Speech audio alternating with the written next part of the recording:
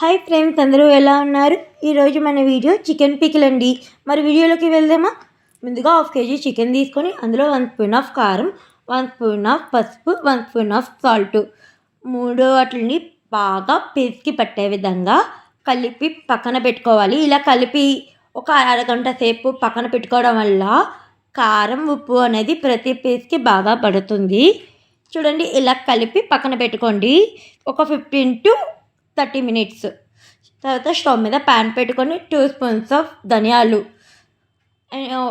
వేసుకొని లైట్గా golden brown colour వచ్చినంత వరకు ఫ్రై చేసుకోవాలి. కొంచెం అంతా ఇవి మీడియం టు లో ఫ్లేమ్లో ఉన్నప్పుడే ఫ్రై చేసుకోవాలి. ఇందులో 1 స్పూన్ ఆఫ్ జీలకర్ర, 1/2 స్పూన్ ఆఫ్ ఆవాలు అండ్ 1/2 స్పూన్ ఆఫ్ మెంతులు కూడా వేసుకొని మీడియం టు లో ఫ్లేమ్లో మాత్రమే ఫ్రై చేసుకోవాలి. ఇందులోని 1.5 ఇంచు దాల్చిన చెక్క, 2 యాలకులు అండ్ ఒక 5-6 లవంగీలు కూడా వేసుకొని ఫ్రై చేసుకోవాలి. ఇది చికెన్ పచ్చడికి one of the main ingredients. చూసుకోండి, ఇది కొంచెం ఫ్రై అయింది కదా, ఇప్పుడు కొంచెం చల్లారాక మిక్సీ జార్లో వేసుకొని సాధ్యమైనంత మెత్తగా పొడి చేసుకోవాలి. ఇందులోనే బెల్లం కూడా 1 స్పూన్ వేసుకున్నాను, క్లిప్ మిస్ అయింది. బెల్లం కూడా one of the main ingredients.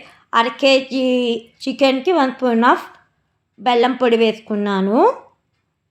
ఇందులోనే స్టవ్ మీద ప్యాన్ పెట్టుకొని 2 స్పూన్స్ ఆఫ్ ఆయిల్ వేసుకొని మనం ముందుగా నానబెట్టుకున్న చికెన్ పీసెస్ని ఇందులో వేసుకొని minimum 15 to 20 minutes medium to లో ఫ్లేమ్లో చికెన్లో ఉన్న వాటర్ అంతా పోయినంత వరకు కుక్ చేసుకోవాలి, ఫ్రై చేసుకోవాలి. చూడండి, వాటర్ వచ్చింది.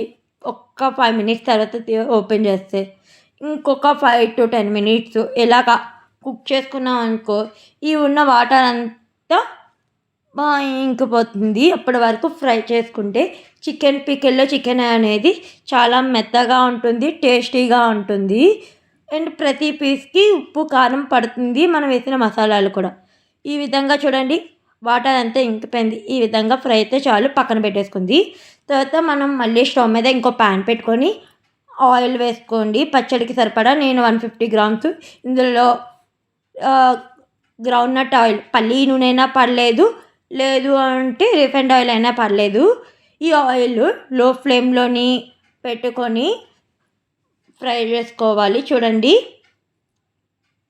ఇది మరీ ఎక్కువసేపు ఫ్రై అవసరం లేదు, 10 to 15 minutes ఫ్రై చేసుకుంటే సరిపోతుంది. చూడండి, ఈ విధంగాన ఎక్కువగా ఫ్రై చేసుకోవాల్సిన అవసరం లేదు. కొంచెం అంత బబుల్స్ తగ్గాక తీసుకొని పక్కన వేరే ప్లేట్లో పెట్టుకోండి.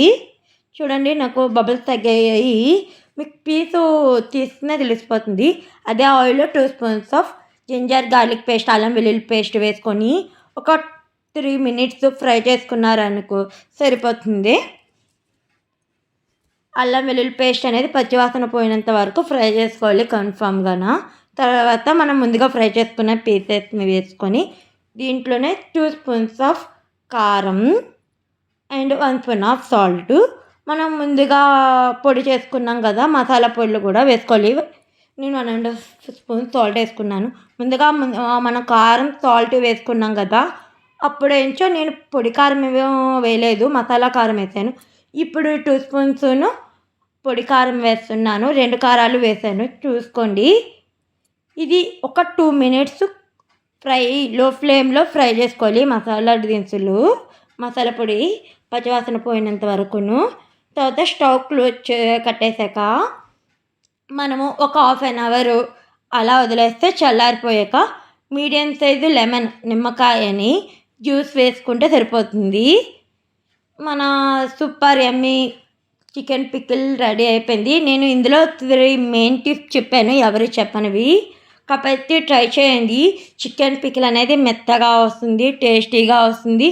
పిల్లలు, పెద్దవాళ్ళు ఎవరైనా తినవచ్చు. ఎలాంటి ప్రాబ్లం ఉండదు, నిల్వ కూడా ఉంటుంది. సూపర్ యమ్మీగా వస్తుంది. 3 మెయిన్ టిప్స్ చెప్పాను, ఫాలో అవ్వండి. మరి ఇంకెందుకు ఆలస్యం, క్రాంతి మల్టీ వ్లాగ్ ఛానల్పై ఒక కన్ను వేసి ఉంచండి. టేస్ట్ సూపర్గా కుదిరింది అబ్బా. మరి క్రాంతి మల్టీ వ్లాగ్ ఛానల్ని ఎవరైనా సబ్స్క్రైబ్ చేసుకోకపోతే ఇప్పుడే సబ్స్క్రైబ్ చేసుకోండి. ఇలాంటి మరిన్ని వీడియోస్ కోసం మన ఛానల్పై కన్ను వేయండి. Thank you so much friends.